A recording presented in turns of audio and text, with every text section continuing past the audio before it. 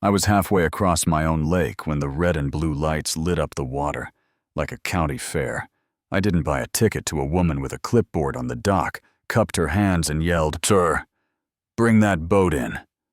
Phones were already up, faces tight, and I said it plain as I could make it. "Ma'am, this is my lake." A deputy worked his way down the gravel, like I was a bear that knew how to read. I handed him my license, because that's the next step in the dance, and he looked at Pamela Riggs. Lakeside Bluffs, HOA president rules, in 12 pages mercy and zero, then back at me and said, "If he's got the deed, he's within his rights." Pamela smiled, like she'd swallowed a lemon. "We'll see about that," she said, and yeah, that happened. Humiliation isn't loud, it's warm and prickly, like somebody poured sand down your collar. It sits between your shoulder blades, even when you square them, and it rides home with you, no matter how you try to shake it at that night. My house smelled like skillet, cornbread, and hay. Janelle slid a plate in front of me and asked if I was going back out in the morning. "Not today," I told her, not in the mood to give them another show. She squeezed my hand and said I did nothing wrong. But here's the thing. People record the part with the lights and the whispers, not the part where you're right on paper. Next day at the feed store in Cedar Hollow, I'm tying off a sack when I hear two fellas talking near the twine. Pam's got that Marina by the throat. One says the other snorts. They don't even own it. Old boy named Ethan Crowley does. HOA just leases the slips. And that's when a hawk of an idea started circling overhead. I went straight to the county clerk paper and dust, the smell of old arguments, and a man named Whitaker pushed his glasses up. Typed, frowned. Typed again. "Owner is Ethan Crowley of Pine Ridge. Taxes were late last year," he said, and he gave me a look that meant men get tired, and docs rot, and money doesn't care. I called Diego Morales, my real estate friend, who knows every back road in Redwater County. We met at a diner where the coffee tastes like it's been boiling since sunrise. He laughed and said, "A Marina is a headache in a hat." I told him headaches are usually priced to move. We drove to Pine Ridge on a Friday flatland, and a sky that puts you in your place. Crowley sat on a porch with peeling paint and a cigarette that owed him money. "Why you?" he asked. Before the coffee cooled, most folks want condos and a fancy sign. I told him the truth, that Marina is the neighborhood's gate to the water. They rely on it, and a gate has value to a man who's been told he doesn't belong on the other side. He squinted through smoke and said, "The HOA lease keeps the place afloat. No lease, no point. Then I'll lease it to them, under my terms." I said. He tilted his head. "This about revenge, son." And I thought of Pamela's tight smile and those phones, and how my name on my own deed didn't stop the whispering. "It's about respect," I said. "They tried to write me out of a place I belong. I'm writing myself back in." He named a price that made my eyebrows climb but didn't knock me off the porch. We haggled to see who was serious. He gave an inch. I gave a nod. 30 days bring them money, he said, and we shook on something that felt like a post being driven into the ground. Back home on the porch, Janelle listened all the way through. "This isn't about fishing anymore," she said. I told her eyes on the water. "It's about drawing a line that doesn't move when someone waves a clipboard. A closing took every favor I had, and a bank manager who knew my cattle numbers better than I do. I didn't brag, didn't post, didn't change my route to the feed store. But small towns talk." Randall from the subdivision whistled in the parking lot. "Hale, is it true you own Maple Bend now?" "That's right," I said. And that evening, I parked by the Marina and watched boats bump in their slips and kids run the pier. A woman in a sun hat asked, "What happens now that the HOA isn't in the middle?" I told her nothing changes except who you pay. Leases stay fair, and I'll fix what needs fixing. Respect goes both ways. 3 days later, the letter came with the nice paper and the angry words.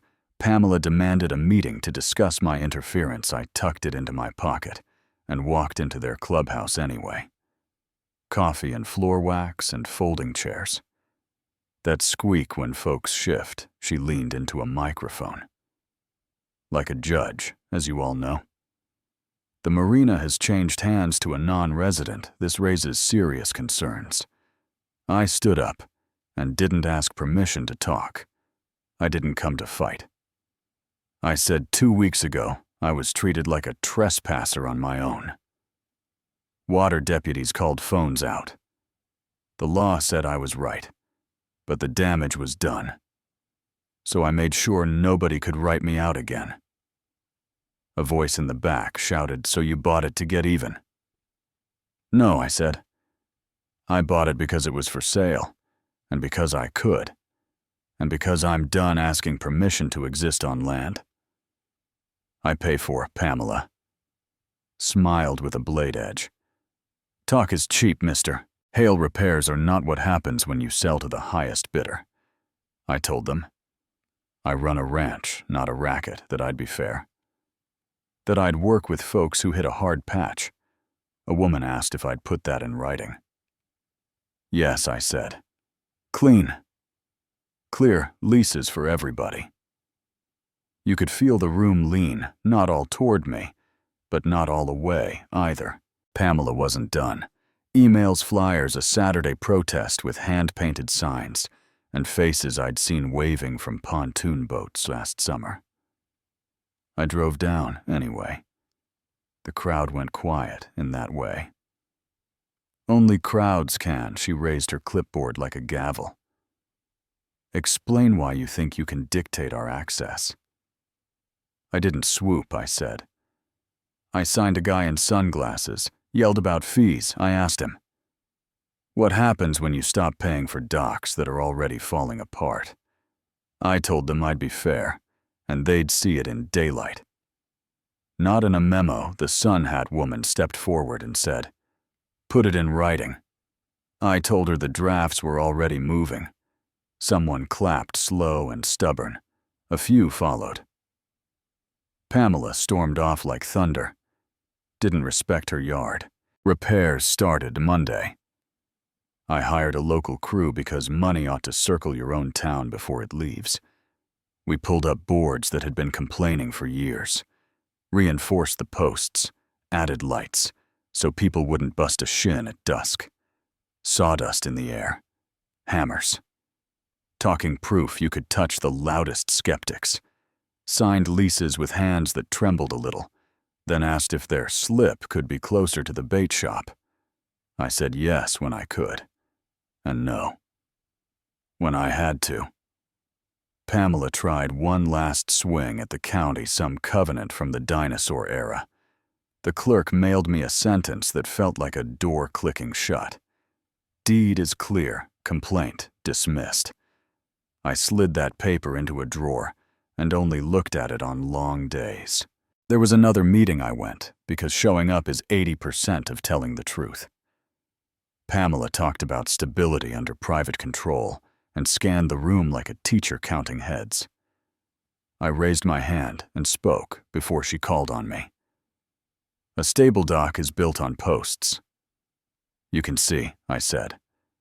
"I'm standing right here. I'm not a committee. I won't hide behind a policy when your kid trips on a board.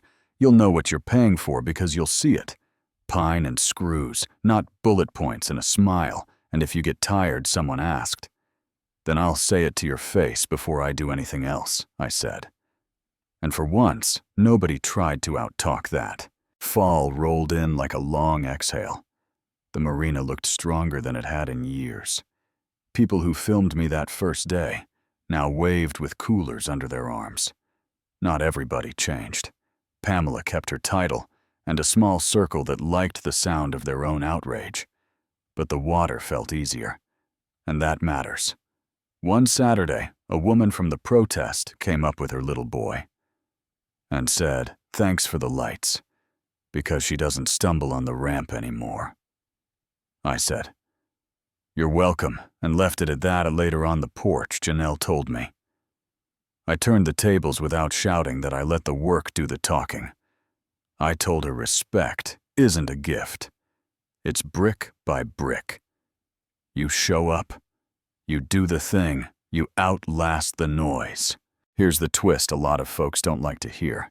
Buying the gate to a neighborhood I don't live in didn't give me the right to be a tyrant. It gave me the responsibility to be better than the people who tried to erase me. You know what I mean? Power changes hands every day. But the real test is what you build with it, not who you punish. I didn't buy Maple Bend to control anybody. I bought it to put a post in the ground deep enough that a clipboard couldn't move it. And then I ran it fair, so no one could call it revenge with a straight face. Was I right or was I out of line? Does an HOA protect community or teach people to confuse rules with respect?